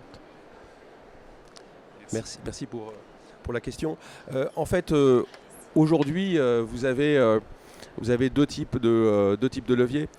Enfin, il y en a probablement davantage, mais en tout cas, ce qui me vient immédiatement à l'esprit en matière d'acquisition d'œuvres d'art, lorsqu'on est qu'on soit sur le premier ou le second marché, il y a d'abord une due diligence, disons, sérieuse, qui permet de se former une opinion sur le prix demandé par le vendeur. Par construction et par nature, il y a toujours une marge de négociation. Simplement, on est en meilleure posture pour négocier un prix si le travail de due diligence dans sa phase d'analyse de l'état de conservation de l'objet a permis de déboucher sur la découverte d'une fissure de l'objet, d'une restauration qui n'avait pas été révélée initialement. À partir du moment où on a une analyse de marché solide, une due diligence qui a été bien faite, qui permettent par exemple de mettre en évidence des éléments de faiblesse et qu'on est crédible pour réaliser une négociation, là on va pouvoir engager une discussion dans laquelle l'objectif sera clairement d'atteindre un niveau de prix qui nous paraît acceptable. Il ne s'agit pas d'acheter des œuvres à des prix qui seraient pas normaux, il s'agit de payer un prix qui soit équitable, et ça c'est une première chose. Le deuxième volant aujourd'hui, c'est clairement plutôt du côté du marché secondaire, pas uniquement, mais beaucoup quand même du côté du marché secondaire, c'est d'être équipé de conseillers. Donc le métier va être de screener le marché en permanence, et là je dis bien à l'échelle globale, donc du monde, de toutes les maisons d'enchères, par exemple si on s'intéresse particulièrement à l'activité des maisons de vente, et de détecter des opportunités. Et des opportunités, il y en a. Le marché ne fonctionne pas de façon parfaite, même si les circuits d'information, notamment grâce à des sociétés comme ArtPrice ou ArtNet, permettent d'accéder à cette information. Il n'empêche que dans une petite vente à Paris, pour des artistes impressionnistes ou post-impressionnistes, parce que l'œuvre est de petite valeur, parce que les circonstances du moment l'expliquent, eh bien, vous n'aurez pas les collectionneurs américains. Et vous ne serez pas en concurrence avec ces collectionneurs sur cet actif. En théorie, ils devraient pouvoir venir. Mais simplement, cet actif, si par exemple il y a un problème justement dans l'historique de provenance, que le commissaire-priseur a fait son travail un peu rapidement, et que ça nécessite un peu plus de travail, si vous êtes sur place ou vous avez identifié cet actif et que vous faites ce travail de provenance qui va vous permettre vraiment de vous conforter et donc d'être ferme dans votre ordre, vous allez peut-être pouvoir acheter ici un actif à 100 ou 150 000 euros, alors qu'à New York, il serait parti à 250 ou 300. Ça peut exister. Je précise quand même une chose assez importante parce que, compte tenu de la nature de ce que je suis en train de vous indiquer, je réalise que ça doit être absolument précisé. c'est que dans mon activité, celle de Société Générale Banque Privée, nous ne sommes pas dans une disposition d'esprit qui consisterait à présenter l'acquisition d'œuvres d'art comme un investissement financier dont il faudra attendre des plus-values en capital. C'est très important de le dire. On est dans une approche qui est différente. On part vraiment de cette idée que la raison d'être d'une œuvre, la raison pour laquelle elle a été créée pour commencer, c'est de générer du plaisir esthétique, intellectuel, de participer au bonheur du collectionneur ou de la collectionneuse, d'être entouré de belles choses. C'est un plaisir il est impossible de le mesurer en euros ou en dollars, mais il est réel. Il est réel. Ce n'est pas parce qu'on ne peut pas le monétiser directement qu'il n'est pas réel. Et je dirais même, alors pour rebondir sur la sémantique financière, c'est que ce qui est magnifique avec ce dividende de l'œuvre d'art qui est le plaisir, c'est que quelque part c'est un plaisir éternel. C'est un rendement infini, parce qu'à chaque fois que je descends dans mon séjour et que je regarde ce magnifique tableau de Françoise Petrovitch que nous avons eu tellement de plaisir à acquérir, ce plaisir, il se recharge. C'est un rendement éternel. Donc ça, c'est magnifique. Et donc notre approche, en fait, clairement, explicitement, n'est pas de recommander un investissement ou une diversification à travers l'acquisition d'œuvres d'art. C'est en revanche, et on revient à votre question, c'est d'aider nos clients à bien manager leurs actifs de collection, à bien acheter, à bien vendre. Donc bien acheter à un prix adéquat, vendre en général, là on est clair et net, l'objectif c'est maximiser le prix de cession. Hein, parfois il y a des nuances, mais c'est ça l'objectif. Puis ensuite c'est d'avoir bien administré la collection, à travers tous ces éléments qu'on a commencé à discuter aujourd'hui, c'est d'accompagner des projets dans le domaine de la philanthropie et des arts. Il y a toute une dimension, bien sûr, événementielle, les rencontres avec les personnalités du monde de l'art, ça change la vie d'être ensemble dans un moment comme maintenant, par exemple, de rencontrer des artistes comme hier à Pouche, par exemple. Je ne sais pas si certains d'entre vous sont allés visiter ces ateliers d'artistes extraordinaires, ça change la vie, la rencontre avec l'œuvre d'art. On est vraiment dans ce domaine-là, hein. Et c'est cet état d'esprit qui nous anime. C'est important que je le dise parce que je représente une institution financière et je voudrais éviter surtout le malentendu que nous serions en train de vendre l'idée d'investir en œuvre d'art. Ce n'est pas notre propos. Oui, d'ailleurs, justement, c'est aussi des choses qui ont beaucoup changé quand on regarde l'histoire des collectionneurs. Cet impératif de l'objet d'art à être un objet financier, on s'aperçoit qu'elle finalement, elle n'est pas si ancienne que ça, et que vous trouvez encore beaucoup d'anciens collectionneurs qui achetaient par plaisir et par soutien, chose qui est quand même, il faut le dire, un peu malheureusement, mais de plus en plus rare. Et donc, il y a aussi des changements sur la manière de collectionner, et aussi, et surtout, et je pense que c'est très complémentaire de ce que tu as abordé, c'est que si vous voyez l'art comme un investissement, vous verrez que vous ne gagnez pas à tous les coups, et vraiment. Et souvent, il y a des fois où ça va marcher, il y a des fois où ça ne va pas marcher, et après, est-ce que l'équilibre sera plutôt d'un côté, sera plutôt de l'autre ? Bien heureux qui sait comment évoluent les marchés, évoluent les choses. Oui, vous m'entendez ? Bon. L'année prochaine, nous avons les élections présidentielles. Que conseillez-vous aux collectionneurs ? Est-ce qu'ils doivent inventorier leur collection avant ou après ? Parce que si c'est après, ils risquent d'avoir la police chez eux. Bon, je peux vous dire une chose, c'est que l'inventaire de collection, c'est un document sous seing privé qui n'a pas vocation à être transmis. Donc c'est un outil de travail, si vous voulez, pour vous, qui vous est réservé en tant que collectionneur. Donc je pense qu'en termes de timing, l'inventaire de collection, il n'y a pas de moment. C'est, de mon point de vue, en permanence qu'on doit avoir un inventaire et qu'on doit le mettre à jour. Tout simplement pour avoir un éclairage sur la valeur des actifs. Les choix personnels, juridiques, fiscaux, dans des contextes qui peuvent varier, ça c'est vraiment une autre affaire. Oui, effectivement, juste pour rebondir, outre le côté effectivement de l'inventaire comme un document du quotidien, après effectivement, que peut nous réserver une élection prochaine ? On parlait au tout début de cette question de l'ISF, effectivement, en fonction d'un gouvernement, alors j'allais dire marqué soit extrême gauche, soit extrême droite, comme le reconnaît le Conseil d'État, je ne fais aucun prosélytisme politique, on sait pertinemment qu'ils ont une vision et des idées pour le monde culturel et qui ont des incidences pour le marché de l'art. Est-ce que demain, on pourra avoir un retour d'ISF ? C'est une autre question. C'est pour ça aussi que cet inventaire peut aussi servir à déterminer est-ce qu'on a bien des œuvres qui potentiellement vont soit rentrer, soit être sorties d'un impôt qui pourrait revenir. Après, voilà, savoir qu'en faire, c'est une autre question. Mais tout ça, ce sont véritablement des outils du quotidien qui permettent justement de pouvoir agir avec réactivité si jamais des éléments plus funestes devaient survenir un jour ou l'autre. Un complément peut-être à cela, c'est que statistiquement, si je regarde l'ensemble des clientes et clients que nous avons accompagnés ces dernières années dans l'exercice de la constitution d'un premier inventaire, je parle du premier inventaire de collection, le premier inventaire financier.